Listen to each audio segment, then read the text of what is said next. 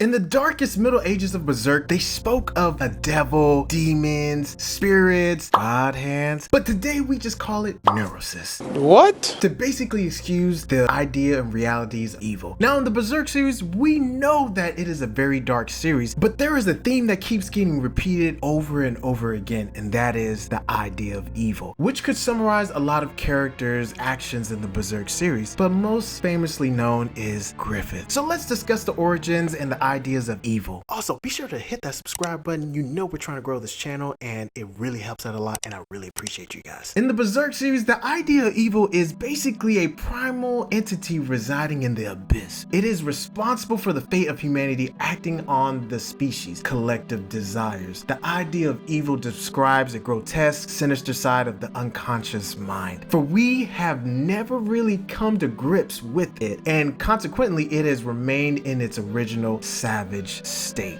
Whew, it's crazy. And that's just some of the things that this entity is representing. And even though it's not considered God, because Kentaro Miura didn't want to take that story into that kind of way, but you could basically think of it as that way, because I mean, it's the unconscious mind. And I'm telling you, the unconscious mind is very powerful. If you don't even realize what you're doing, it happens. And you can see that being repeated over and over again in the Berserk series. So let's just talk about some of the conception ideas. So the idea of evil is the will of humanity's collective consciousness manifested, owing its origins to the species longing for transcendental reasons for its existence, like pain, reasons of sadness, life, death, reasons why life is filled with suffering, why it's filled with death and absurd, and just the destiny of humans wanting to transcend their knowledge. And that is what brought it into existence. So the idea of evil, when it was meeting with Griffith in the Eclipse chapters, during Griffith's eclipse, the idea of evil brings the White Falcon into an abyss core to converse with it. The idea reveals to Griffith that it is responsible for the man he is, having cultivated his lineage and the context which led to his audience with it. It reassures Griffith that whether his actions bring suffering or salvation, they will prove suitable for mankind regardless. As they ultimately desire, it then allowed Griffith to use the power of emotions in the abyss to change his form for his task, thus giving birth to the fifth god hand angel, Femto. Now, if you think about this very clearly, when the idea of evil told Griffith that it does not matter whether your actions bring suffering or salvation, it freed Griffith from guilt. It was like, oh, really? So it does not matter. Okay, go ahead and reconstruct me a new body, because there's some people who screwed me over and I want to get back at them for what they did. Even though I couldn't because I was in my weakened state, but I really want to get back at them. And I'm telling you, that's the idea that was going through Griffith's mind, because think about it. When he first saw Guts, he showed Guts. He didn't hug him. It was Guts who was crying because Guts was guilty. He was like, dude, I messed up. You know, I can't even say sorry and this, that, and the third. And Griffith's like, dude, I should kill you. You the one that put me in this mess. Like, it was your fault, dude. And that's kind of how it all just kind of propelled forward. So, and if you think about just some of the things that Griffith had asked just Guts to do, it just made sense of just the ideas that were festering in Griffith's, whether it was his conscious mind, because I believe he had control, or unconscious mind. So let's just kind of talk about the few forms of the ideas of evil. So basically in history and in art, images of the idea of evil comes in many different forms. Horses, deities, hooves, horns with tails, half man, half beast, as a snake, serpent, monkey, ape of a god, as a dragon, roaring, fearing lion, a night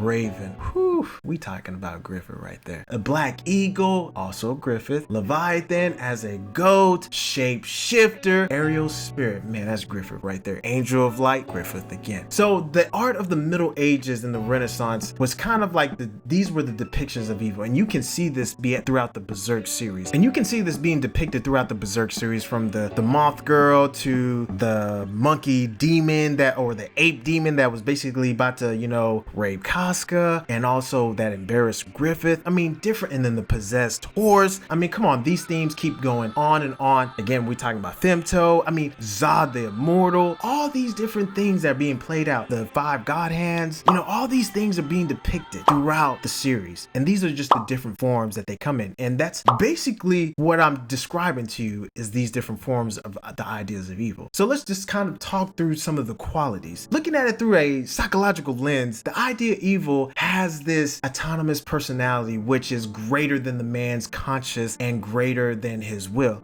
Isn't that the same saying at the beginning of the anime series of 1997? In this world, is the destiny of mankind controlled by some transcendental entity or law? Is it like the hand of God hovering above? At least it is true that man has no control, even over his own will.